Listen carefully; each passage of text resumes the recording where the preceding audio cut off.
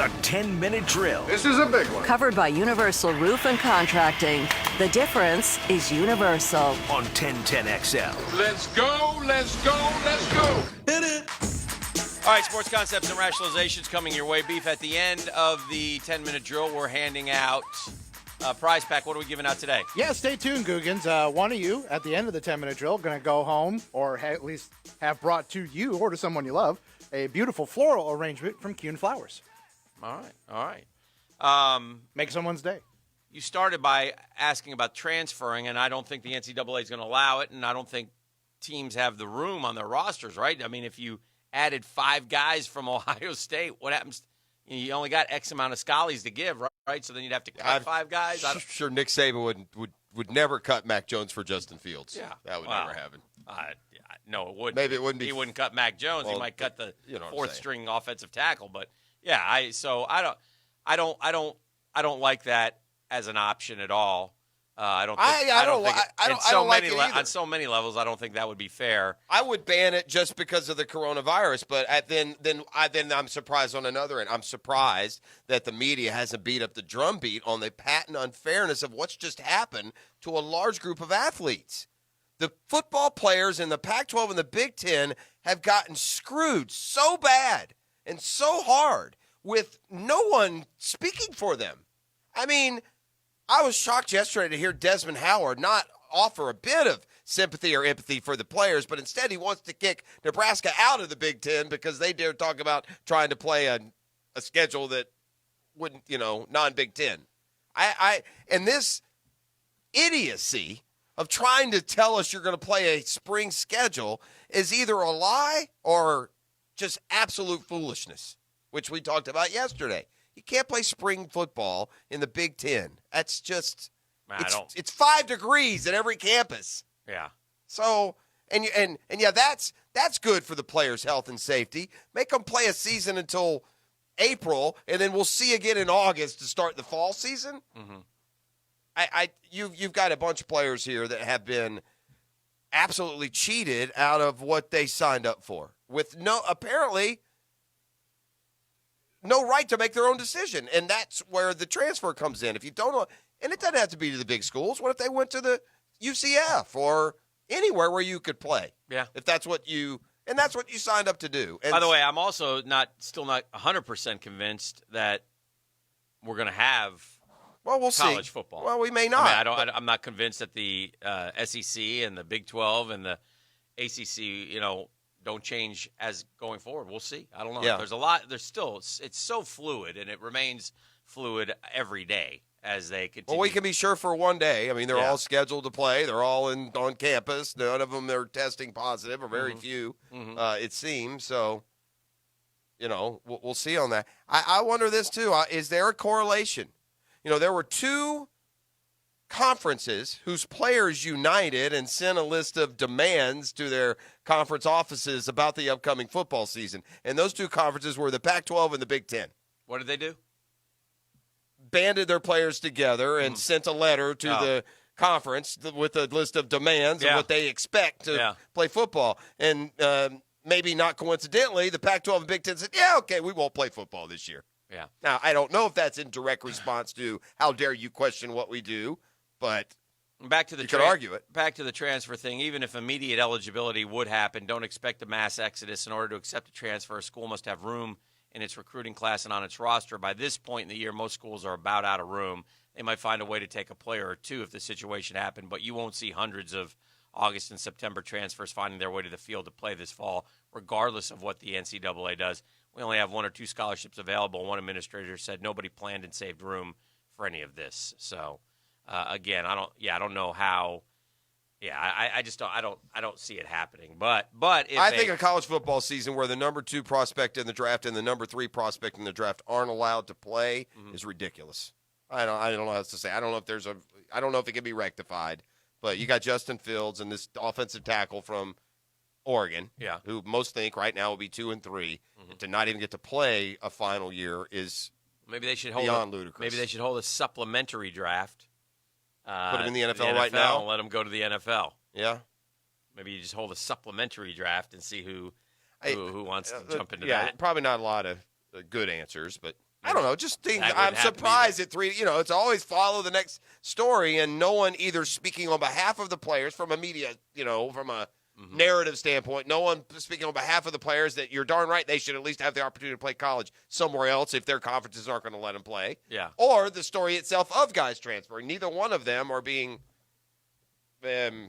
pushed very hard. Yeah. So we shall see. There's baseball has its own issues. Are the Cardinals still in Major League Baseball? At last check, do we know? I mean, technically, yes. What are they going to do? They'll have 54. They're supposed to play tomorrow. They'll have 55 games in 45 days is what they would have to do. Obviously, they won't play all those, and I'm sure they'll try to get them to 50 and then use their winning percentage. Okay. Probably the best. That's probably the best plan. Speaking of in the 50s, I think I read yesterday that 50-some pitchers have gotten hurt. Really? This wow. year. Well, we got Doc next segment. That'll It's be an a good one to lay on. incredible number, and obviously they didn't get enough time to ramp back up for their season. Did you, as part of that news, Yes, sir. did you read any corresponding what the first month of a season looks like normally? Because I think that would be, for some context, This is I'd by like to know that. far. And are they being extra careful with them now, too? I don't, or is it Yeah. all – I can't imagine – well, shame on these pitchers for not getting themselves ready. Shame on them. Because we talked with Doc about this before. If you're a pitcher in Major League Baseball and you're home in Yuma, Arizona, or Minneapolis, Minnesota, or wherever it is you live, you could have started back in March and April doing everything that you need to do to pitch. Mm-hmm. You agree? You would think. Yeah. You would think. From pitchers that are hurt to pitchers who are angry. Uh-huh. And look, I know he's a local kid, but there has not been a better example of hypocrisy. Thy name is Clevenger, and his teammates are ticked. Cleveland recently placed 2 members of its rotation, Zach Plesac and Mike Clevenger, on the restricted list because they violated COVID-19 protocols. They went out in Chicago following a game against the White Sox, which, look, you can be upset with your teammates for doing that, but it goes a little deeper here because of how outspoken Clevenger was earlier this year. And he compounded matters that Clevenger didn't immediately admit that he was even out with Plesac. Kind of lied about it. He wound up flying back with the rest of the team to Cleveland. So Clevenger, in doing that, put everyone at risk. Well, right-handed pitcher Adam Plutko says this could have ramifications in the locker room. Mm-hmm. About those 2 players, here's what he said. They hurt us. They hurt us bad. They lied to us. They sat here in front of you guys and publicly said things that they didn't follow through on. And then he went on even to say, I got one guy here who wants to use this, and pardon my French, wants to use the phrase grown blank, grown A men. Yeah. And yet doesn't own it like a grown A man at all. So yeah. Because Clevenger had do you remember the exact because he spoke out on it. Oh, no, I don't remember. I know he put his tail between his legs and apologized. Well, he was in the news early in the maybe it was the overtime, the extra innings rule. He was really anti against. Oh. He was vocal about something earlier in the season. Well, you don't want look, it's a short year. Every game matters, and your two of your starters are goofing around and not Well, and I think they're extra angry at Clevenger because Plesac. Right. He got caught. They made him take a car service back to Cleveland from Clevenger Chicago. didn't say anything. Clevenger got on the plane. Was out with him. Didn't say anything. Got on the plane with him and flew back to Cleveland. How dumb are you? Do you really think you're going to get away with that? There's a lot of concern about the planes, too. That's where sometimes they think it can spread and such. By the way, opening day. Here's what Clevenger said last month. Mm-hmm. Said, quote, "This isn't going to be a run to daddy kind of thing. We're going to handle it in-house. This is a player discipline thing. Keep the coaches, front office kind of out of it. It puts a little extra accountability kind of. Just having that trust in your teammates is a big thing. It's a big thing on the field. If you feel your teammate doesn't trust you off the field, how are you going to feel like he trusts you when you get between the lines?" Yeah, boy, wow. Well, you can't step into a vat of hypocrisy any thicker than that one. Yeah, that's a good one. I can understand why his team's mad because you're playing the role of the, do-gooder. Yeah. How dare you question how we'd handle things? And yet, when rubber met road wasn't handled correctly. Just for the stats' sake, injuries to position players are not up. 2020's total of non-COVID related pitchers' IL stints since opening day is 50% higher than in any previous opening period. And the 2020 tally of pitcher arm injuries is 150% higher than the record in any previous season's opening stretch.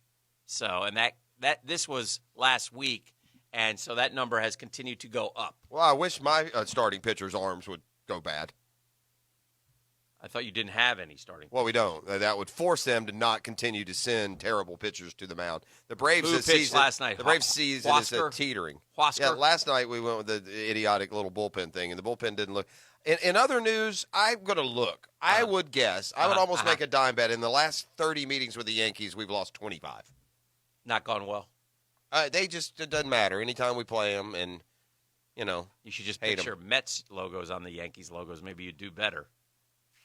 we do good against the other New York team. That is fair. If we could play them 60 times, we'd go about 50 and 10, I think. Why don't you do that? You You lost the game to the Yankees last night. Yeah, we first of all, What was the final score? 9-6 maybe, or That was 2 nights ago. 6-3. I don't know what it was. You don't know. I turned it off. 6-3. Did they jump on you early? No, we jumped on them. First of all, no.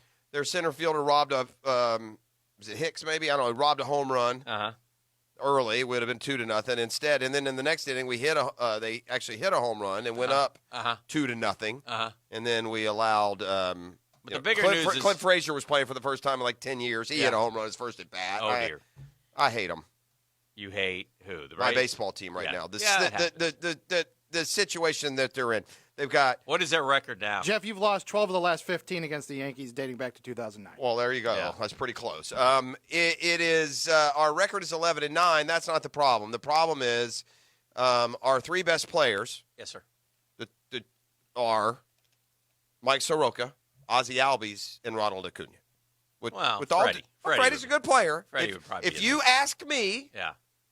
from this day moving forward, you have to give up one of those guys. Yeah. It would be Freeman. Okay. Because the other guys are so young. But, again, with total respect to Freeman, bottom line is Acuna, Albies, and Soroka are gone. They're gone. And God knows when they're going to play again. Are they And severely Acuna- injured? Well, Soroka's out. Soroka's out for the year. Albies is on the DL. He's not coming back tomorrow. He's going to miss at least another couple of weeks. Couple weeks. Well, the entire time he's already missed a week. Okay. And now he's going to, and now Acuna has joined him. He won't play this weekend against What the did Marlins. Acuna do? He also has a wrist injury. Call John and ask him. Couple wrist injuries. Oh, gosh. That's an answer. For those of you that listen to trivia, you just got a little inside joke there. That's all you're it. gonna get. And I'm not. There was No, If you not weren't going listening, there. and if you weren't listening to trivia yesterday, you know what? Listen to the whole show every day, and you'll be able to keep up with us. Well, we gave up 3 in the top half of the first with our new starter. Well, that's nice. And You so- won the game, though, didn't you? And I was so I immediately went off to do other things, and my son threw me a couple. Attaboy, Nimmo! It was 3-1, and we got a double. And before I know it, we actually scored 4 in the bottom of the first. So the guy who's fallen off the cliff for the Nats, who pitched so well last year, would be Anibal Sanchez. Maybe over for him. He can't heat it up. Another former Brave. I'd can't- take him right now. If they he can't- release him, he'll start for us on Friday. He can't heat it up over 89 right now, but the Mets did get a W That's last not night. good. They play again at noon today against the Nuts About the Nats. So we shall see what happens there. But, yeah, so the Cubs just keep winning, Beef. Is that what happened for your team? Correct. Give yeah, yourself really a all we shout do. out. Yeah. Yeah. I'm just putting it all on the Ring of Fire tonight, 10:30. Calgary Flames, Dallas Stars. Wow. Game 2. Home tonight, start a 10-game homestand, a 4-gamer with the Brew Crew. Yeah. And we've got some multiple sub-500 teams right now in MLB who would make the playoffs. The Brew Crew put up a nice fight against the Twins. By the way, the Twins are good. And the Buxton guy's finally starting to break out. So if he gets going, because he was always like the I saw he homered last night or 2 nights speedy, ago. good glove, can't hit guy, and now all of a sudden he's got like 5 home runs in his last 7 games. So BAM Squad is getting it going a little bit as well for the Minnesota Twins. Well, beginning Friday. Oh, and Trout hit another one in a losing effort last night, which is He's kinda got 8. He's got 8 already Yeah. in the first 20 games. Yeah. We're at the Marlins Friday, Saturday, and Sunday. The good news is We have 3 pitchers who have actually been on the team and started games before who will start. Who do we got going? But we got Kyle Wright, Max Fried, and Tukey Toussaint. Okay. Maybe Tukey back home in South Florida where he was an all-star pitcher. It's at, Tukey like time. Palm Bay. Maybe we'll do better. Probably not. And then after that, there's 3 gaps for the next 3 games, and then we have Wright, Fried, Toussaint. And then after that, there's a bunch of gaps because we don't have any starting pitchers. We have a one-man rotation. We have no Albies. We have no Acuna. And we're going to Marlins this weekend, and we're winning 2 out of 3 from the Stinkfish. Yeah, that's right. I just said it. Yeah, then you'll be back on track. Thankfully, we're 11. I don't feel 11-9 right now. I feel now watching my team like it's 1988, and we're going to lose 104. Yeah. Doc Kevin Murphy is next. That's right. the 10-minute drill. I like it. Beef, we have a prize We pack need a for number, the baby. prize W and Guggens. Let's go. Let's go. Hot number 1, 641-1010. Coming in Fast hot. fingers. Coming in hot right now. If you're the first caller, Beef, what do you get? If you're caller number 1, you're going to be number 1 in someone else's book, as you're going to send them a beautiful floral arrangement from our friends at Kuhn Flowers.